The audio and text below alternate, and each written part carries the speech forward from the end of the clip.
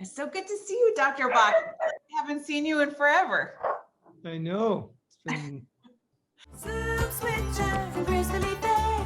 Soup switcher, say bye bye to bread. If gluten's been a bitch, then ditch her with soup switcher. Well, I figured it would be a great time to interview you because it's Lyme Disease Awareness Month, and you know, it all is good information, especially coming from my doctor. Generally, how do you contract Lyme disease? well, Lyme disease is an old term. It's really tick-borne disease because Lyme disease denotes infection by the Lyme bacteria Borrelia. But we usually look at tick-borne disease as a bunch of other vectors called Bartonella, Babesia, Anaplasmosis, Ehrlichia, certain viruses. So the way that you get a vector-borne disease is mainly from a tick, but also with the other infections, you can get them from other vectors like fleas and mosquitoes and different things like that. So it doesn't have to be from a tick, but the most common is a tick. I mean, right now, one of the things that I get a lot is, how did you get Lyme disease in California? There are no ticks here, which I think is a common misunderstanding because Yeah, tick-borne disease is throughout the whole United States. And I saw an infectious disease that said that there's no tick-borne relapsing fever in California. And then I pulled out some articles that showed it was rampant. So there's different people in different fields who have different opinions, but really, basically, if you look at the data from CDC in, okay. If you look at the data in 2013, there was 300,000 new cases of Lyme a year. Now, the data that just came out this year is 476,000 new cases. So it's really increasing. And you could have it and not know. I think another common misunderstanding is that people are like, well, I never had a rash, I never had a bullseye rash. The first time I got bit, if I got bit, I never knew I had it, and I never had a bullseye rash. So yeah, sometimes less than 50% of people, even more so in kids, don't find the rash. So first of all, 55% of people may not see a tick bite. Then if you get a tick bite and you get the rash, that's pathognomonic, then you have the disease. But 50% of people don't get the rash. So basically, tick-borne disease is a clinical diagnosis. And I can't stress that enough. All the time I see people in the office that come in suspecting tick-borne disease, Lyme disease, and they went to a cardiologist, and they went to a neurologist, and they went to their primary care, and they went to an immunologist. And I call them the usual suspects because they're looking at their isolated thing, and they say, well, no, the test is negative. First of all, one of the big fallacies with the test is they do an ELISA test, which is 49% sensitive, and then they won't do a Western blot if that's negative. But I don't do that. I do the ELISA and the Western blot plus other tests. But I constantly, when I lecture or tell patients, if you have the symptoms and you have a negative test, you have to make sure you don't have Lyme disease. And often I'll treat a patient with just the symptoms. They don't have to have a positive test. And then they'll come back a couple of weeks later and they'll be 50% better on whatever treatment I did, whether it be antibiotics, herbals, ozone, just depending. well, I think that's also like, I feel like by the time people get to you, they've already seen multiple doctors. I mean, wouldn't you say? Because nobody assumes that it's going to be Lyme disease. You go to you think it's fibromyalgia. You think I thought it was neuro because I was getting migraines and tremors and things like that. I also went to a cardiologist because I had postural orthostatic tachycardia. The last thing that I was diagnosed with was Lyme disease, which was after seeing 19 different specialists. So, and I'm assuming that when you see people, they're sick. Yeah, and I go over their whole history and I go over everything that the specialist said. So in a way, I have the advantage because I don't have to be the first one seeing a real difference. And sometimes I am, but I mean, if someone comes in with, the specialist said, well, look, you have fibromyalgia, that's it. And then you go to infectious disease and he says, well, I don't know what you have, but you don't have Lyme. That's a common thing. What happens is, it's interesting. I see a lot of complex problems, but lately this spring, I've been seeing a lot more of people who just have a bite or just, had contact with ticks, but they're not happy with where they're going. So for instance, IDSA says that if you have a tick bite, you take 2 capsules of doxycycline. That's a faulty study.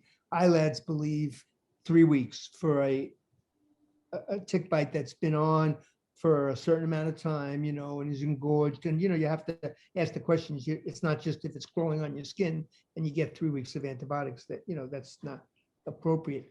But I had this mother who brought in her child and had a tick bite that was on for 2 days. And so she went to urgent care and they gave a week of antibiotics. I didn't understand this at all. So either you go with the IDSA and you do 2 and you have that philosophy, or you go with ILADs and you give 3 weeks.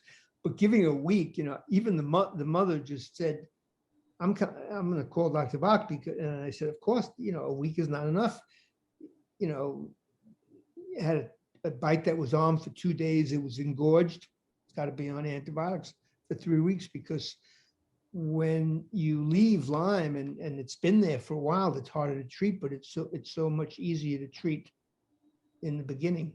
So if I had not known, would I have been able to get treated right away and like not have the Sure, no, as long as you treat the Lyme, it's real treatable when it's first discovered. Now, the only thing is, you can't always assume that it's just Lyme. So if you treat Lyme and someone doesn't get better, well, did they have Babesia or Bartonella transmitted in the tick? Those get treated by different antibiotics or different treatments. Sometimes the tests aren't showing up, but they have the symptoms. If someone has, cardiovascular symptoms, POTS, chills, fevers, certain kind of headache, chest pain, anxiety, that can be a Babesia picture. Bartonella is a different kind of picture. Bartonella can be like Lyme disease, but more neurological, different kind of headache, goes to the GI tract, as does Lyme, but Bartonella particularly causes GI symptoms, swollen glands, ocular or eye problems, heart problems, as can Lyme, So it's just important to assess all the symptoms someone's having, rule out, is there anything causing it? Is there a suspect of a tick-borne disease? And then get the testing and then decide what kind of treatment and support for their body you're going to do. It's basically a lot of times detective work. yeah. But you have to, it's kind of an oxymoron in our medical system, which is like 7-minute medicine, and just get the symptom and say, okay, and then you look at a test. A lot of the doctors coming out now, they're so dependent on tests, they don't use their brain or their knowledge about stuff. They just, test is negative for Lyme. They just say, nope, you have all those symptoms, but it's not Lyme. I don't know what it is. So you're having all these symptoms, and then you kind of start having anxiety that nobody will believe you, which kind of adds on to all that. Like, what do you tell somebody, like a patient, or it's weird when I talk to people about Lyme disease and they're having multiple symptoms. I'm like, I don't want to say go get tested for Lyme disease, but part of me is like, go get tested for Lyme disease, because it's a like you said, a clinical thing, and there's so many different symptoms. Well, you almost feel like, I don't know if you watch television, but I was watching this commercial that's been on lately with Progressive Insurance when they're on the beach. I don't know if you saw that. Yeah. And the people say, well, I'd love to be able to bundle. And she goes, yeah, bundle, so sometimes you have to, sometimes it becomes so clear when you hear these symptoms, you want to say to someone, look, you should think about this, but then someone will go back to the doctor and the doctor will say, it's not Lyme. Don't worry about it. So people sometimes have to hear it multiple times, like that. I mean, from the first time we met and I came into your office to now, I'm in a very different place. I was very sick when I first saw you. But I still call you. I still have issues. I still have flares. I still have stuff going on. I mean, not comparatively to what it was 6 years ago. But another thing is, like, I feel like there are people in my life who find that hard to believe because I look a certain way, I'm walking, but they don't believe that Lyme is an ongoing thing. It doesn't just go away all of a sudden. And so what do you say, like, how do you explain that to people? Well, that's just the nature of the disease, and it's unfortunate. I was on a recent program that was a joint project between the government and one of the foundations for Lyme, and it was called Lyme X, and it was a whole bunch of conferences and kind of everybody pooling their information, and there were patients on and there were doctors on and stuff. And one of the biggest things was that people don't listen, that someone's been to see 20 doctors and they don't listen.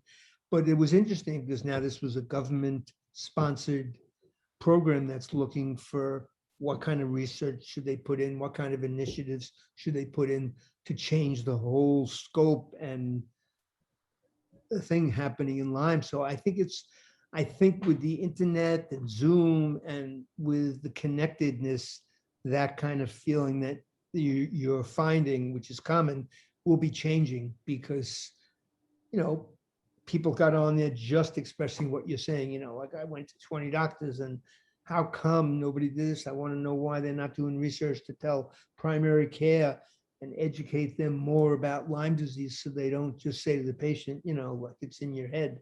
I get doctors who say that after I treat somebody and then they're better and they go back and the doctor will say, I don't believe you had Lyme.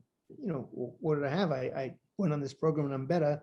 I don't know, you're just better. It's funny. And more importantly, what do you think about diet as far as helping, your journey on like getting better? Like, do you think that it plays an important part? Oh yeah. And of course, what you take into your body depends on how your body is going to be working. So particularly with Lyme disease, I find the biggest offender is refined carbohydrates and sugar. That's the worst. Lyme just likes sugar and it can flare up next, and then it depends on a person's particular system, but wheat and milk can sometimes be bad. Then a lot of times you can develop with Lyme, like a beef allergy, if you don't develop the antibody to a protein in the beef called alpha gal. And then also you can have food allergies developed after your immune system has been impacted by Lyme disease. So you always have to check out foods in a lot of ways. You have to make sure that some people don't get stimulated with Lyme on an inflammatory or a mast cell basis, like mast cells make histamine. So if you get into a histamine state, you can get a secondary kind of symptoms from the Lyme. So you have to maybe be on low histamine foods. Some people react to lectins, which are grains. Some people have candida, they have to stay away from yeast. So, you always have to look at Lyme in the person who has it and what they have to do in their diet, but always, fortifying their immune system with, targeted supplements, staying away from sugar, like I said, is always important. And eating organic, and so you're not subjected to toxins and pesticides and glyphosate, things that further affect your system. All of those things are hard to do. I do them, obviously, like I'm all organic. I don't eat gluten or dairy, but to go from just being able to eat what you want, and then I also developed allergies to nuts and seed, like the most random things. So it's a really hard thing to do. And back then, Dr. Rabar put me on liquid diets all the time. So like I always ate soup. And so is there a reason, is soup easier to digest, or like, I mean, it's really what started my business, but he literally kept putting me on a soup diet. And I'm assuming it was just to clean out Yeah, my no, gut. I think soups are great, because everything's, very easy to assimilate and nutritious, and, if you're using organic food. So I think soup's great. I love soups. There's not one treatment that you can recommend for each patient, right? Like everybody is different. Like, so there's not like two patients that are alike that have the same treatment. You're always kind of having to adjust to that person particular. Yes. In fact, that's probably the biggest thing I see on the internet is somebody who knows about Lyme or has Lyme telling somebody else what they should do, because I really tell people I don't treat Lyme. I treat the person who has Lyme disease and how they present. And what I do when I look at someone, um,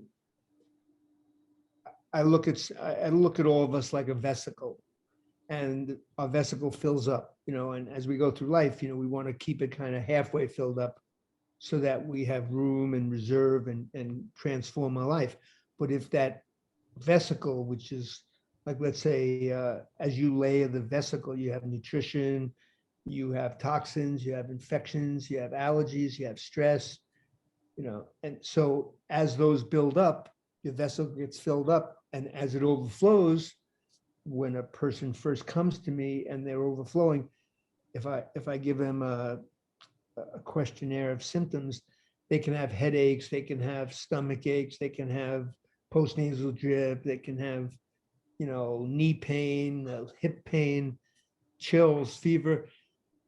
If you try and get rid of one of those symptoms by just giving medicine, you're just chasing the symptom. Instead, if you look at it on the overall body, if you detox them and increase their immune system and treat their adrenals, which is your stress gland, and then you get that liquid down in their vesicle, then they go along, they feel much better because they're not having their symptoms.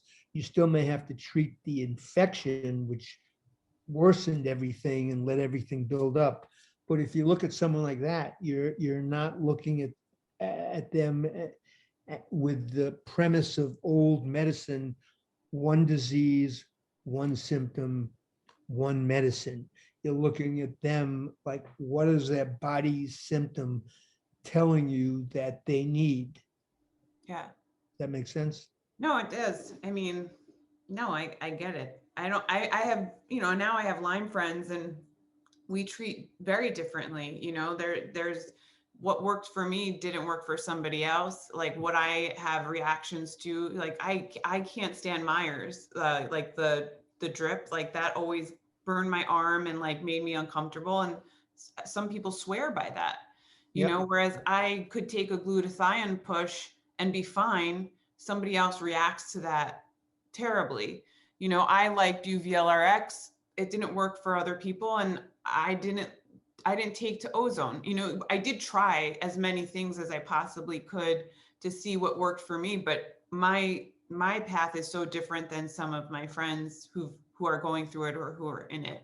And I don't, and I'm lucky enough not to have a pick or a port, and a few of my friends with Lyme do. And people don't realize that Lyme disease can get that serious, where you need to have a pick or port, so you're not like doing IVs in your arm all the time. And it's Well, crazy. it's all a matter of degrees. When you first, like I said, you have to decide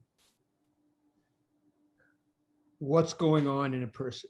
Then you Yeah. have to decide what's the best way to treat them. So do you have to first treat the gut? Do you have to first detox them? Do you have to treat their immune system? Do you have to treat their adrenals? Do they need antibiotics? Can they go with herbals?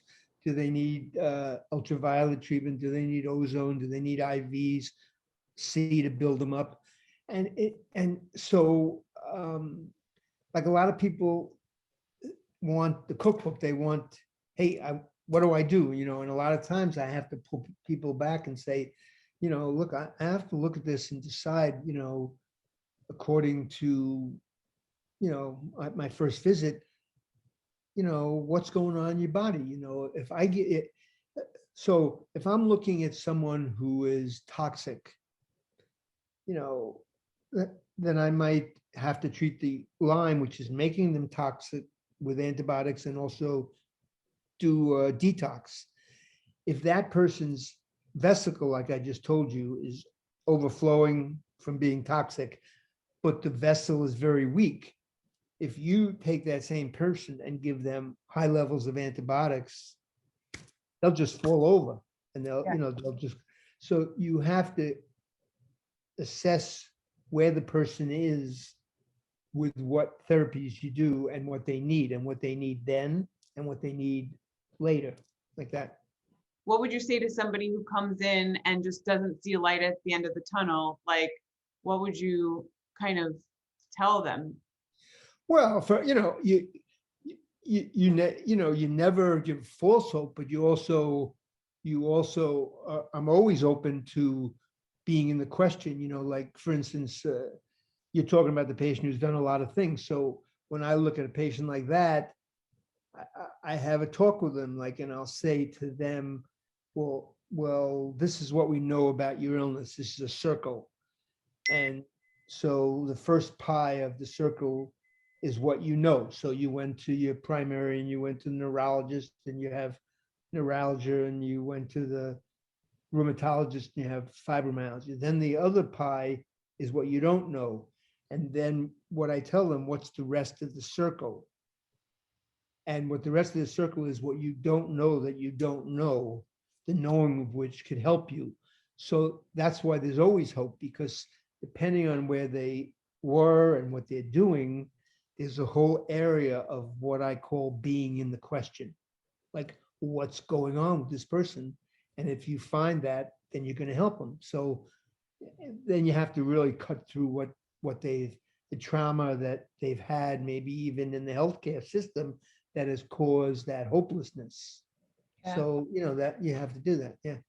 What about if you were to, like, what would you recommend is the best test to get? I mean, I went and got Igenics, ultimately was what I got. And I tested for Bartonella, Babesia. I've tested for all of them, but that was the test that I took. Like, what is your recommendation for somebody who may or may not know?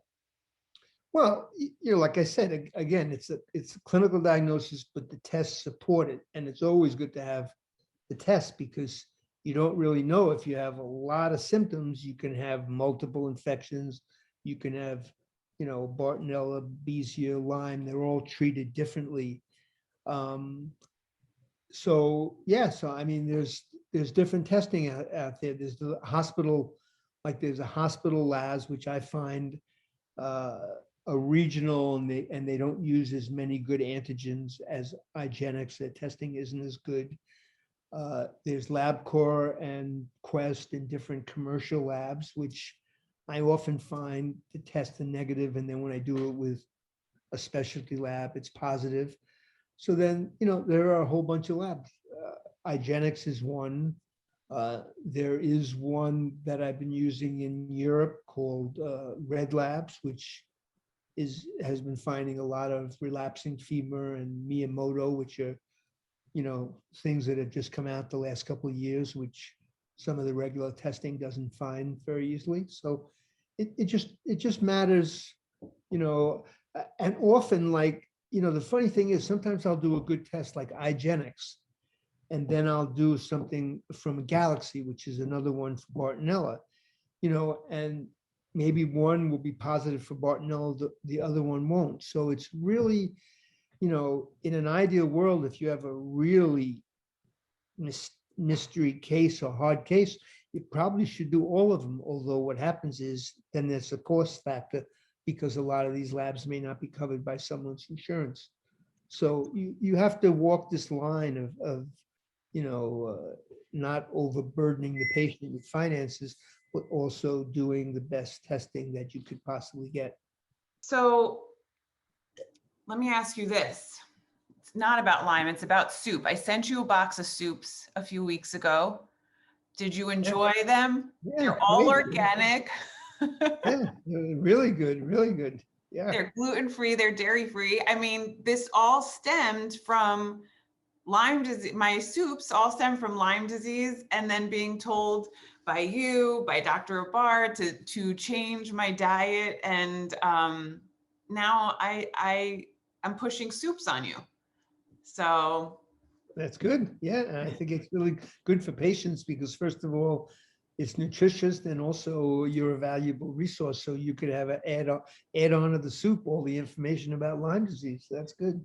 yeah, we do have a lot of chronically ill patients that come in, and I get to talk to them. You know, it's always good to talk to somebody who is kind of in the same boat and you've been through the ringer. And but you also get like a lot of people who have restricted diets that I'm like, oh my God, I don't know if I could create something like a lot of low FODMAP soups.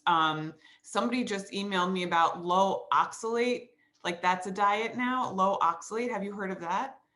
Yeah, oxalate, I see people who have oxalate problems. That's people who have like really bad fibromyalgia. Oxalate crystals they can cause stones, calcium oxalate stones. I think it's much more common in a yeast patient to see that they have high oxalate. So if you get the yeast burden down and put them on a yeast-free diet and treat their gut, their oxalates will go down. But if it's a real oxalate problem, which can be congenital, it can be how your genetics is how you metabolize oxalate and you get too much oxalate. I'm gonna have to research what I can make, like an asparagus soup. I don't know. I have to do my due diligence over here. Asparagus is also good as a prebiotic. Oh, So if you really? have somebody who's on a probiotic, they need prebiotics because prebiotics are what the probiotics feed on. I was thinking of testing an asparagus dill soup. It's two things that people Well, are let's say you should make up the things that are high in prebiotics are onions, leeks, Oh, we have a potato. asparagus, Jerusalem artichoke. I mean, that's very specific. Jerusalem artichoke. I'm writing this down. Yeah.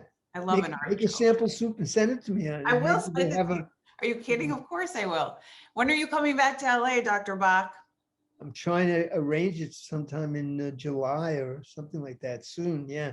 I think this is good though. I think that I like talking to you about Lyme disease because even though like I've read so many articles and I read as much as I can about it, I do think it's important for people to hear, from a medical professional versus like what I say to my friends, because sometimes it's hard to believe that people go through, it's a sickness and people are sick, and it's hard to believe because there's almost like a cloud over Lyme disease. Like it's almost like it's a non-belief, like there's so many non-believers that it's actually a sickness.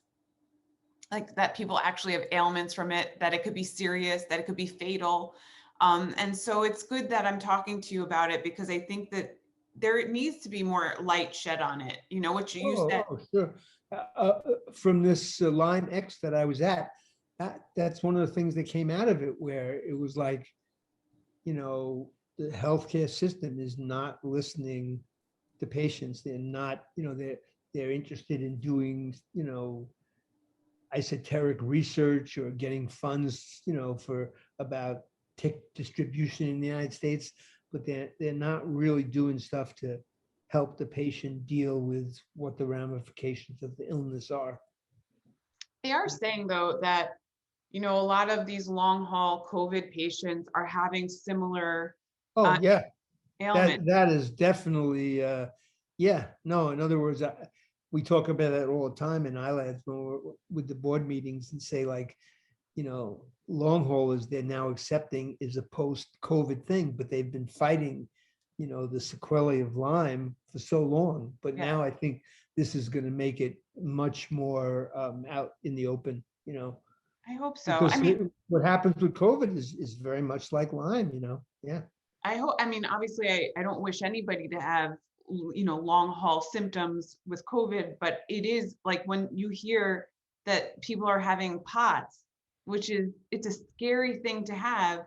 You're just like, oh, I completely understand that, but a lot of COVID patients are, developing postural orthostatic tachycardia. That's scary when you don't know what it is and it's not recognized. So I do think that maybe that will hopefully shed some light on other autoimmune diseases that, that don't get the recognition that they deserve. So I'm hoping that's the case. But I'm also hoping people stop getting sick. So that would be the best thing. Yeah, when you're knowledgeable about Lyme and the herxes and the inflammation, that really transposes right to COVID, because the inflammation that they started to see in COVID, we've been dealing with that with Lyme all the time.